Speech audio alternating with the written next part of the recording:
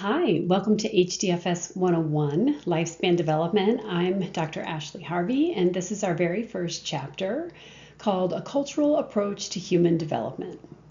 This chapter has 3 sections, and we will divide them into these 3 lectures and separate PowerPoints and recordings. So this is our first section covering human development globally, just providing an overview.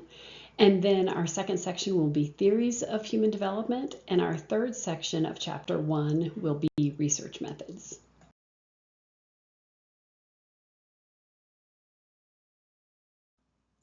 So we have 3 learning objectives for this first section of chapter 1.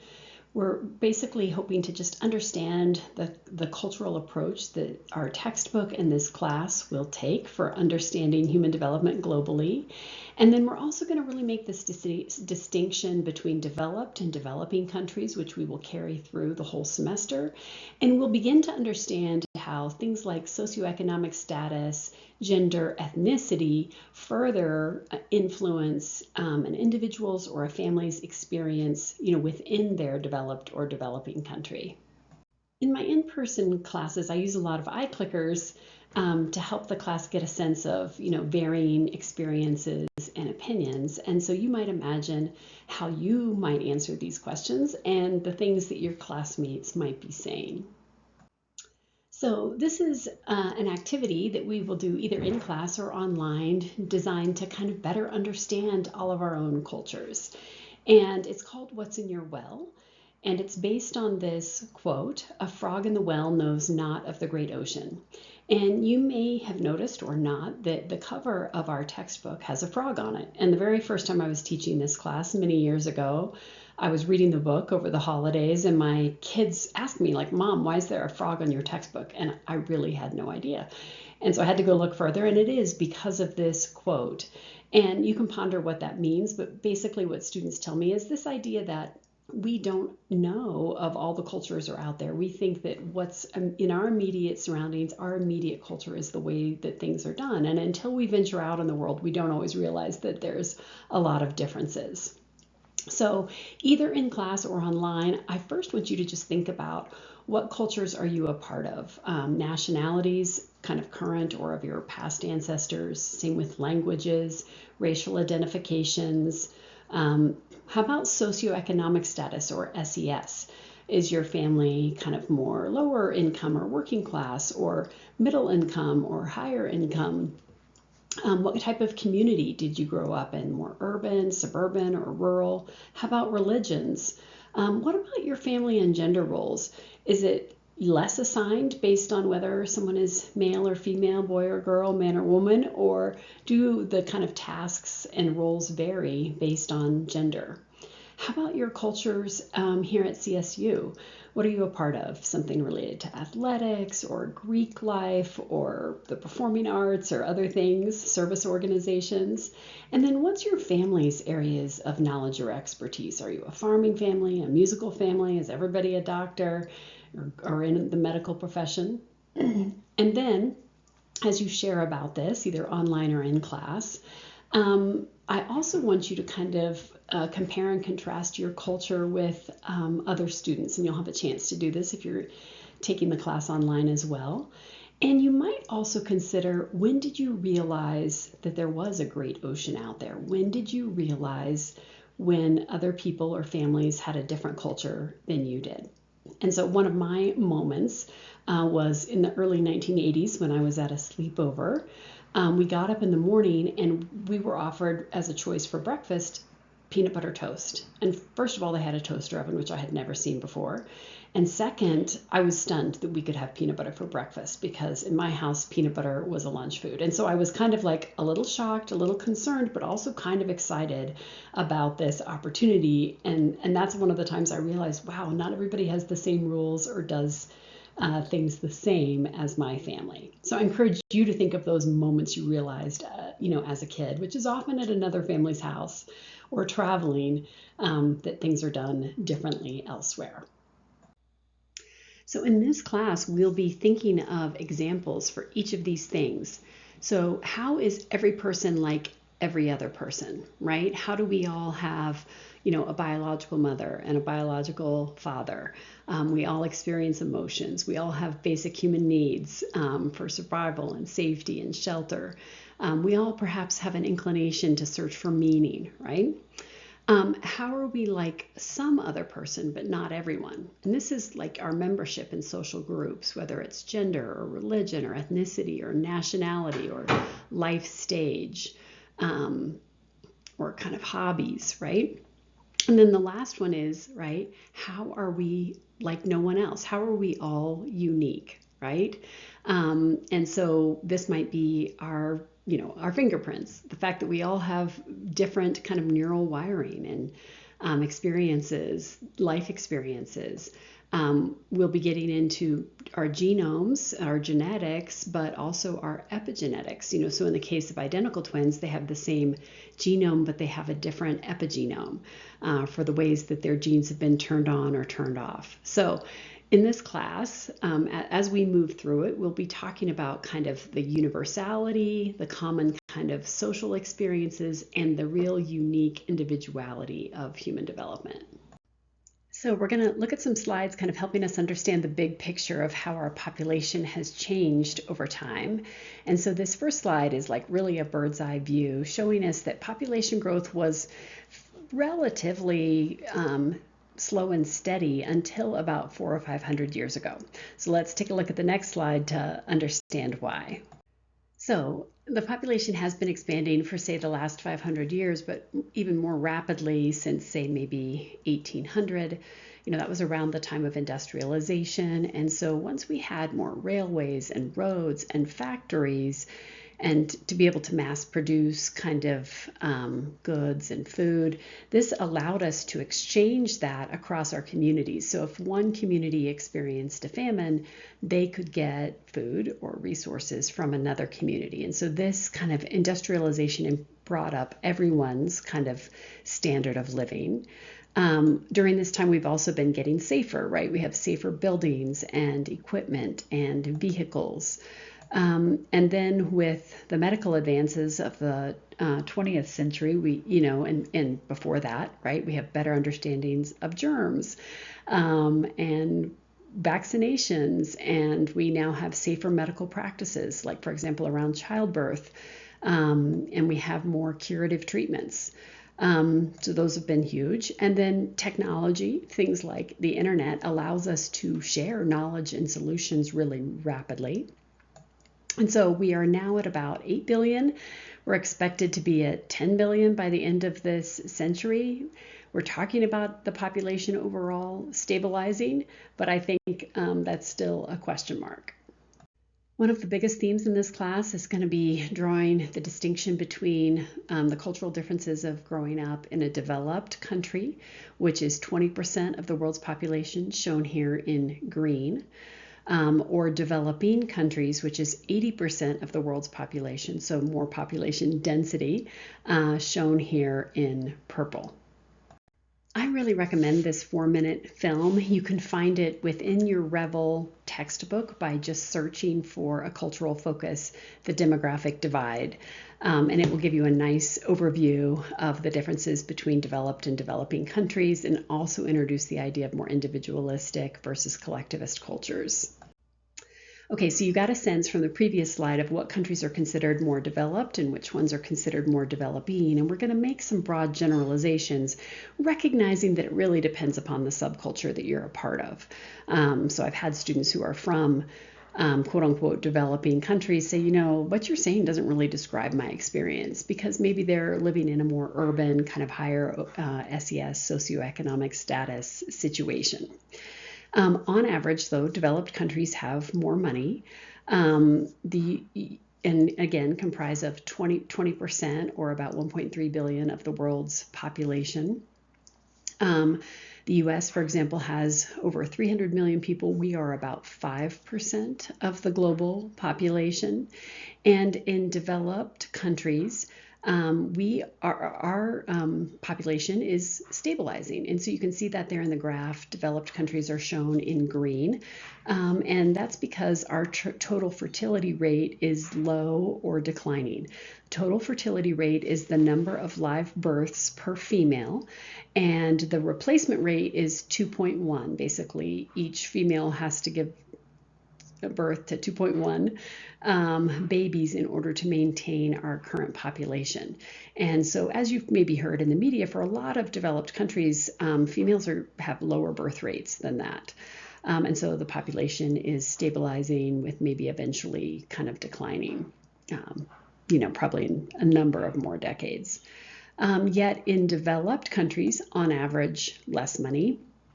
80% of the world's population, almost 7 billion, population is still growing. And you can see that in the image there, even though it's a little hard to see in the blue, that all of the population growth around the world is pretty much going to be happening in developing nations over the next few decades. And that's because the total fertility rate on average varies a lot by country, actually, but it remains fairly high across developing countries, like 2.3 to 2.5, and some countries even higher than that.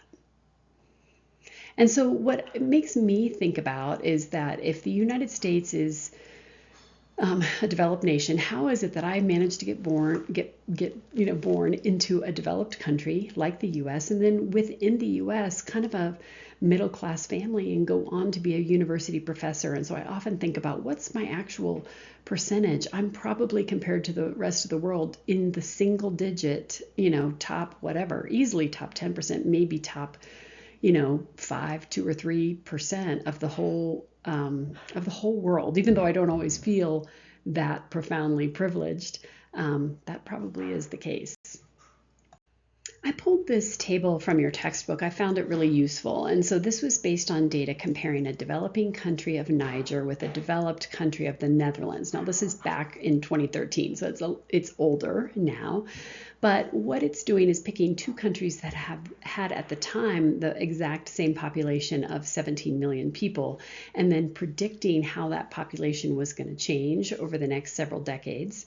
And so you can see that there, kind of very little growth in the Netherlands and tremendous growth in Niger. Really different fertility rate, of 6.7 live births per female versus 1.7 live births per female. And again, that kind of relates to the number of birth rate per 1,000 people, much higher for Niger versus the Netherlands, and similar kind of rates of death per 1,000 people, likely because Netherlands has an older aging population. So even though they might have more medical advancements, they are inevitably going to have more people dying because, as you can see in Niger, the percentage of the population under 15 is much higher. So even with higher, child mortality rates, they still have kind of lower death rates overall.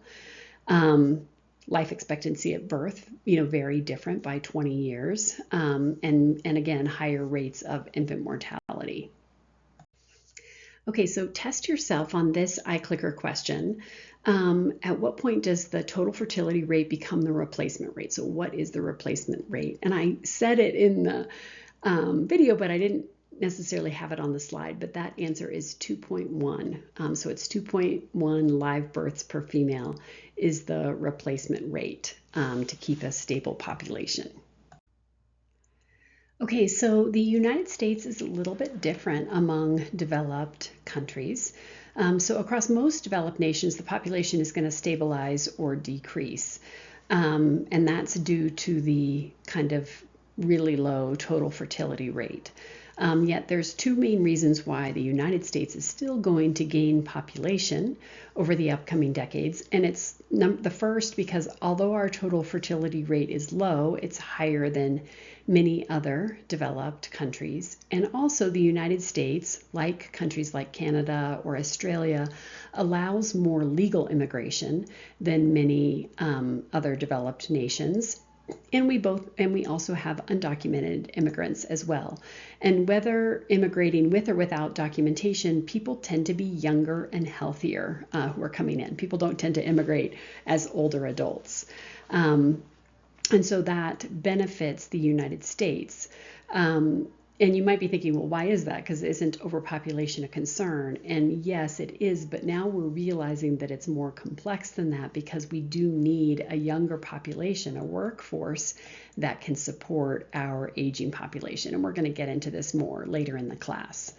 You can see from the image here that the highest rates of growth in upcoming decades is for those of Latinx ethnicity, followed by Asian and African Americans. All right. So in addition to things like income and total fertility rate, here's some key differences between developed and developing countries. And this is just general trends. So the biggest one being income. About as you're kind of reading in your textbook, I find some of these statistics fascinating. 40% of the world's population lives on less than $2 a day. And you probably spent $2 within an hour or so of waking up on food or utilities or gas or something like that. 80% of families worldwide live on less than $6,000 a year. That's pretty crazy. My very first job out of college, which was 30 years ago, I made $15,000, and that was really tough to only support myself. In terms of education, in developed countries like the United States, most people graduate high school, and about 50% go on to college. But in developing countries, about 20% of children don't complete elementary school. Only about 50% even attend high school. And college is really for kind of just a small percentage of the population, the elite, essentially. I'm guessing maybe you've heard about these differing cultural beliefs before, collectivism and individualism. And we're going to talk about these a lot in this class. And to be honest, on my recent trip on semester at sea, traveling around the world, this became one of the most common themes to notice when we were visiting countries, whether or not they were more individualistic or more collectivist. And I have to say, most of the countries we were visiting in Africa and Asia were collectivist countries.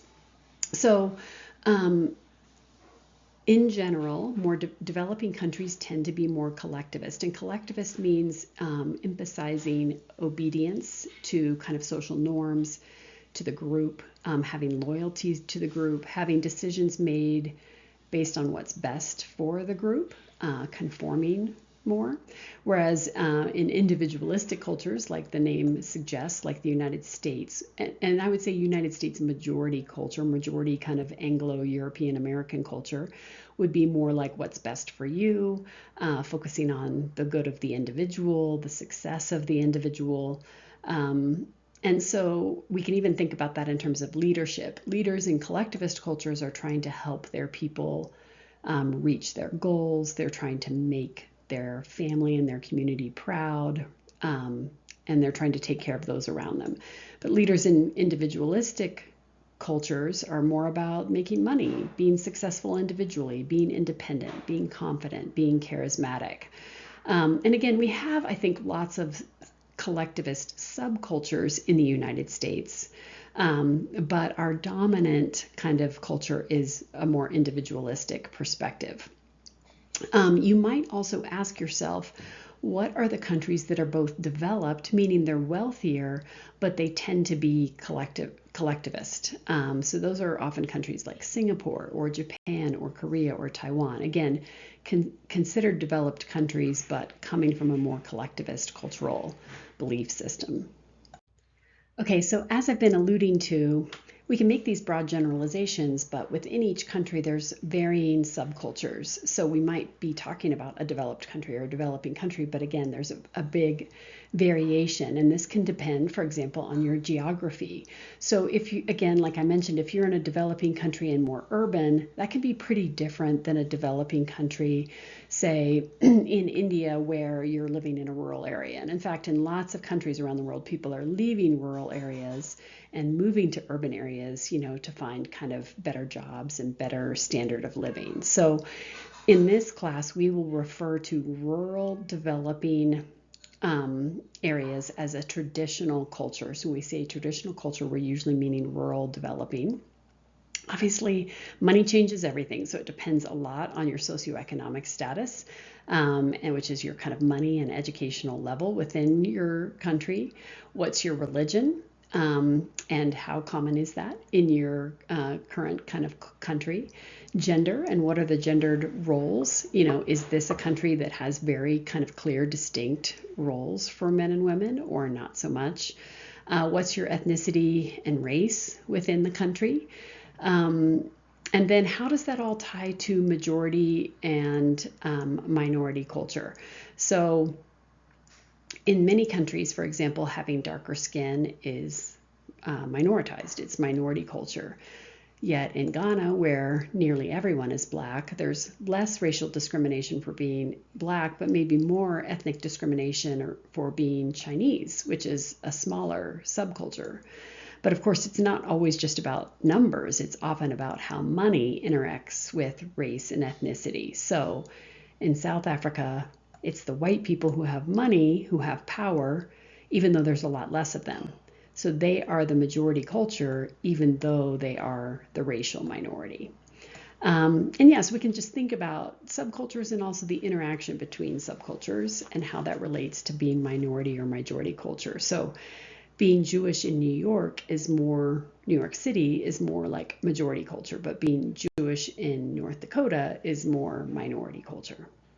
Just saying a little bit more about social identities and privilege around the world, there are some things that are pretty common across countries. So having lighter skin is generally a more dominant or privileged identity. Being male is usually a more dominant or privileged identity. Sexual orientation, also being straight.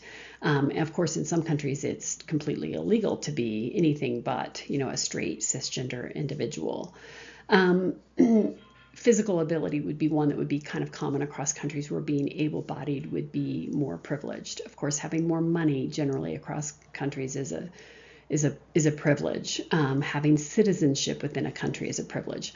There are a couple here that vary by countries. So religion, it's going to depend upon what the majority religions are and kind of what the history around that is in your country. And age, right? Some countries really venerate kind of middle-aged working adults, kind of young and working adults, and some countries really venerate their elders quite a bit more. And they're the ones who kind of get the most privileges. When I was traveling and meeting families in India, we asked a family that we were visiting, who gets to express emotion? And what we found is that in families, especially in joined family households where they're all living together, it's really just the older adults who get to express kind of more negative emotion, who get to be mad, who get to be upset. And everyone else has to kind of suppress their emotion. So in that case, being the oldest had the most privileges.